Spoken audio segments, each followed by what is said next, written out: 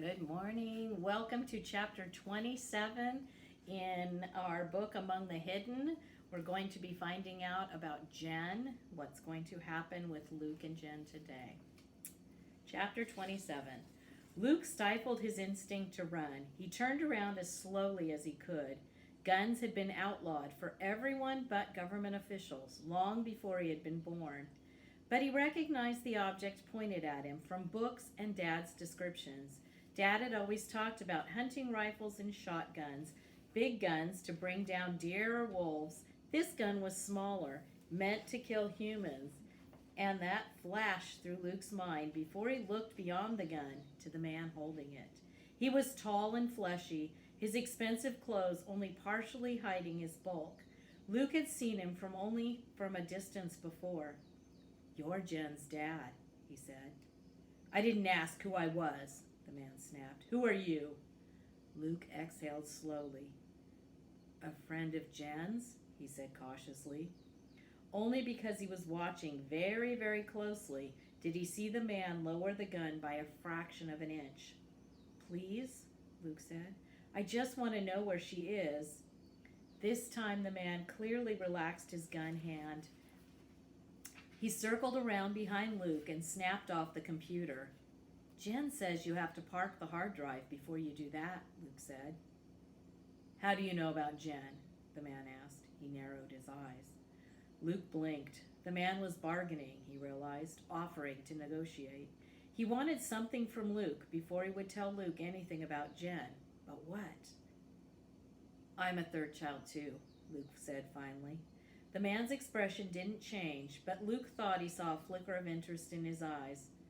"I'm a neighbor. I found out about her and I started coming over when I could."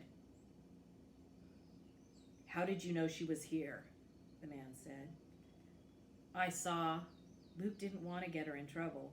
"I saw lights when I knew everyone was gone. I guessed I really wanted there to be another child for me to meet."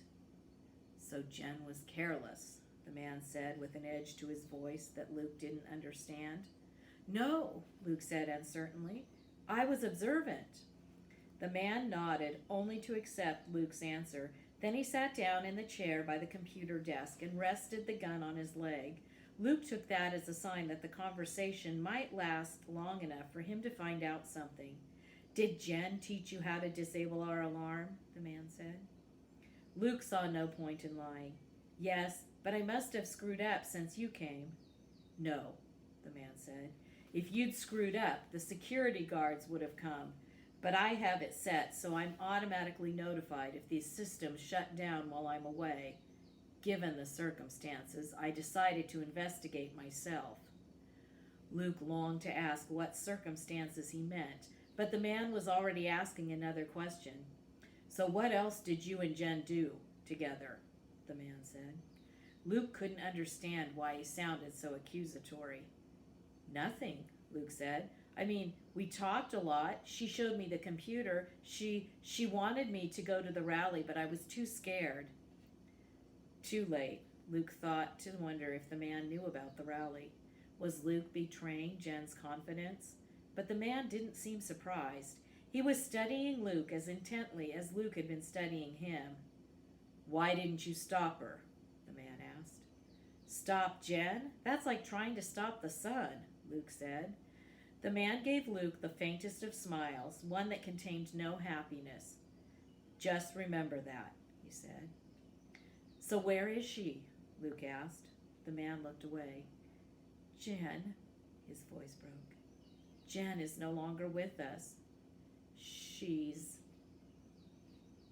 dead," the man said harshly. Somehow Luke had known without wanting to know. He still stumbled backward in shock. He bumped into the couch and sagged into it. "No," he said, "not Jen. No, you're lying." His ears roared. He thought crazy things. "This is a dream, a nightmare. I will make myself wake up."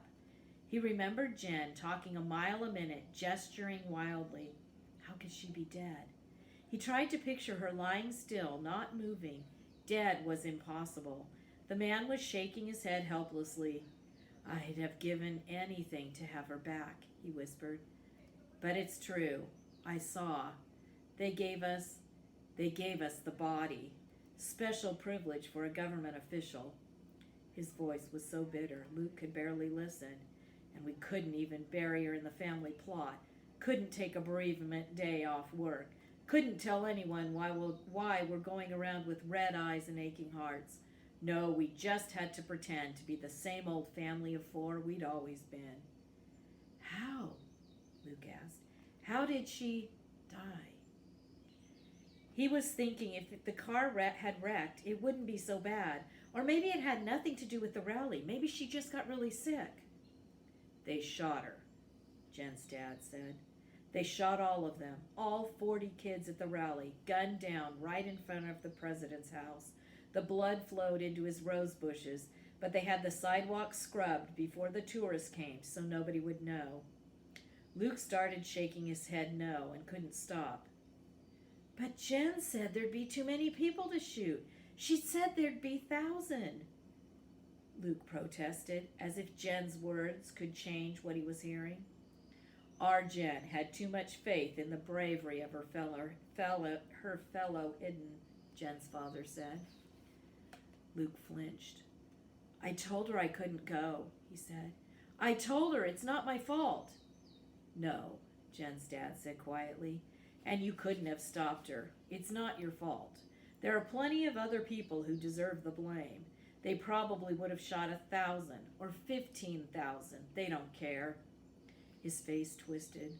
Luke thought he had never seen such pain, not even the time Matthew dropped a sledgehammer on his foot. Tears began to spill down Jen's father's face. What I don't understand is, why did she do this children's crusade? She wasn't stupid. We'd been warning her about the population police all her life. Did she really think the rally would work? He said.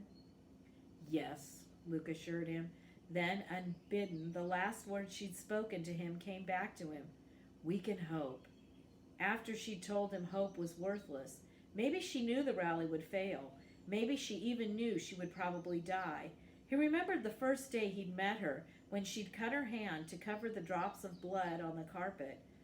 There was something strange in Jen he couldn't quite understand that made her willing to sacrifice herself to help others, or to try. I think at first she thought the rally would work, he told Jen's dad. And then, when she wasn't sure, she still had to go. She couldn't call it off. Why? Jen's dad asked. He was sobbing. Did she want to die? No, Luke said. She wanted to live, not die, not hide, live. The words played over and over again in his brain. Not hide, live. Not hide, live. As long as he held on to them, he felt like Jen was there. She'd just left the room for a minute to get more potato chips maybe, and soon she'd be back to lecturing him again about how they both deserved a better life than hiding. He could believe it was her voice echoing in his ears. But if he let go, the words would stop for a minute. He was lost. He felt like the whole world was spinning away from him, and he was all alone. He wanted to cry out, Jen, come back, as if she could hear him, and stop the spinning and come to him. As if from a great distance, Luke heard Jen's father heave a sigh and blow his nose in a businesslike way. You may not be ready to hear this, he said, but... Dizzily, Luke raised his head and listened half-heartedly. When you logged into that chat room, Jen's father said, a buzzer went off in the room of the population police headquarters. They're monitoring the chat room very closely. They found it after the rally. I've managed to cover things up about Jen, but they'll trace your message back to our computer. The population police are backlogged right now and following leads from the rally, so I should have a day or two to come up with a plausible-sounding explanation. But if they investigate too carefully, you may be in danger. More than usual? Luke asked sarcastically. Jen's dad took the question seriously. Yes, they will be actively looking for you. They'll search every house around this one. It wouldn't take them long to find you. A chill ran down Luke's spine. So he would die, just like Jen, or not like her. She had gone bravely. he would be caught like a mouse in its hole. But if you let me, Jen's dad continued, I can get you a fake ID. You can be miles away before they come looking.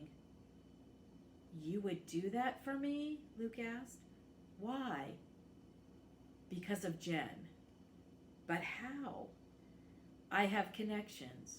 You see, Jen's dad hesitated, I work for the population police. Well, that's the end of chapter 28 or 27. We'll start with 28 next. I did not expect to hear that Jen's dad was part of the population police. Did you see that one coming? We'll find out what's going to happen next with Luke.